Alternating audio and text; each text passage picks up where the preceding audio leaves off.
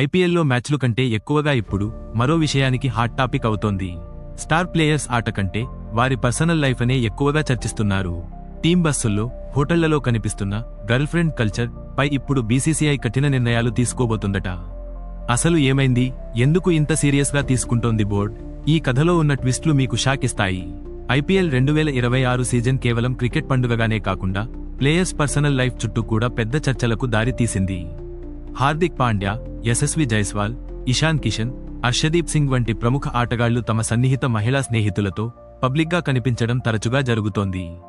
Team బస్సుల్లో ప్రయాణించడం, team హోటళ్లలో ఉండడం వంటి ఘటనలు బీసీసీఐ దృష్టికి రావడంతో పరిస్థితి సీరియస్ అయింది.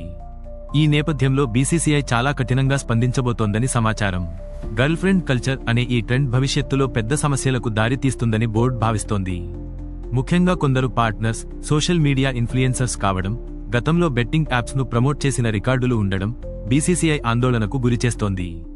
క్రికెట్లో పారదర్శకత, నైతికత చాలా ముఖ్యమైనవి కావడంతో ఇలాంటి విషయాలు లీక్ అయితే ఆట ఇంటెగ్రిటీకి పెద్ద ముప్పుగా మారవచ్చు.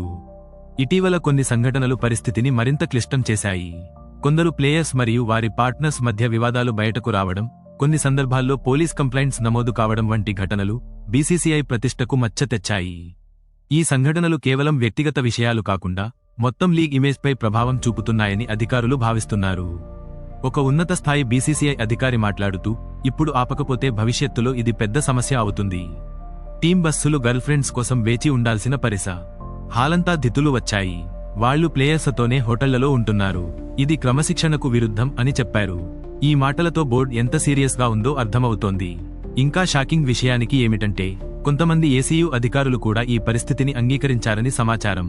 అధికారికంగా ప్రకటించిన పార్ట్నర్స్ అని చెప్పడంతో వారికి అనుమతి ఇచ్చారట.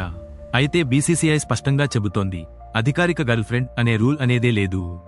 కేవలం భార్యలు మరియు కుటుంబ సభ్యులకు మాత్రమే కొన్ని గైడ్లైన్స్ ప్రకారం అనుమతి ఉంటుంది. మరి ఈ అనుమతులు ఎవరు ఇచ్చారు అనే దానిపై ఇప్పుడు దర్యాప్తు జరగనుంది. ఇక మరో కీలక అంశం, ఈ పార్ట్నర్స్ లో చాలామంది సోషల్ మీడియా ఇన్ఫ్లుయెన్సర్స్ కావడంతో టీమ్ స్ట్రాటజీస్ లేదా సెన్సిటివ్ సమాచారం బయటకు వెళ్లే ప్రమాదం ఉందని బోర్డు భావిస్తోంది.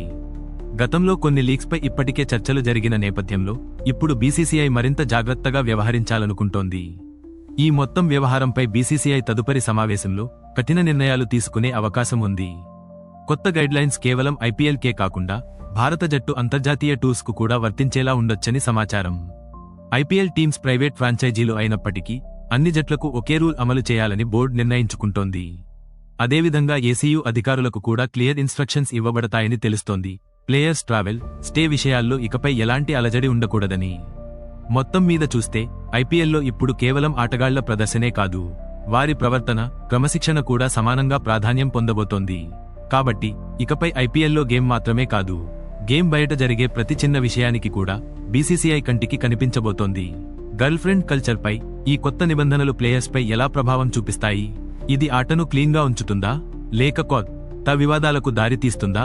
మీ అభిప్రాయం ఏమిటో కామెంట్స్లో చెప్పండి.